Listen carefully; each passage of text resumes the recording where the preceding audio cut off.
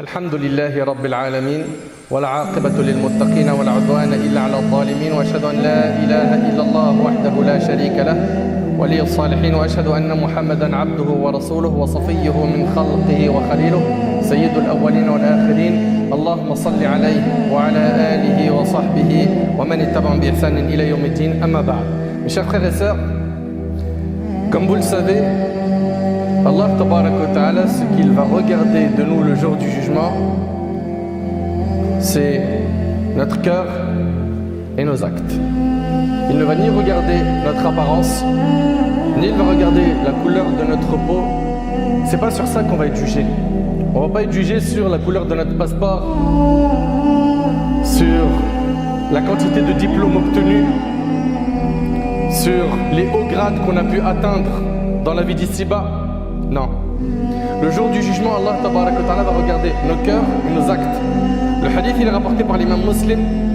D'après Abu Hurayra radiyallahu anhu, le prophète sallallahu alayhi wa sallam a dit: certes, Allah ne regarde pas votre physique ou vos biens, mais il regarde vos cœurs et vos actes. Beaucoup de gens dans notre communauté se sont consacrés à l'apparence. Ils ont tout misé sur l'apparence.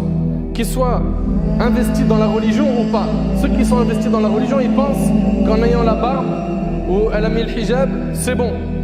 Pour moi, j'ai accompli ma mission, je suis arrivé au maximum de l'adoration. Alors ce que tu as fait, c'est très bien. Mais il te reste encore beaucoup à faire.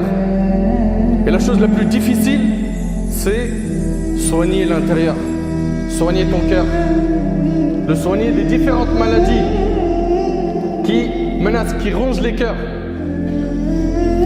Donc ça, c'est quand ils sont dans le dîn. Certains, pour ne pas généraliser, pensent que c'est l'apparence. D'autres, quand ils ne sont pas dans le dîn, qu'est-ce qui se passe? Ils misent tout sur quoi? Les vêtements, l'argent, le luxe, le matériel. Mais tout ça, c'est pas ce qui est le plus important. Retiens que ce qu'Allah va regarder le jour du jugement, c'est pas ton apparence. Concentre-toi sur cet objectif qui est comment faire pour purifier mon cœur. Ton objectif majeur doit donc être comment faire pour purifier mon cœur. Le prophète alayhi salatu wassalam, il a dit: la piété se trouve ici. Et il a montré à 3 reprises sa poitrine.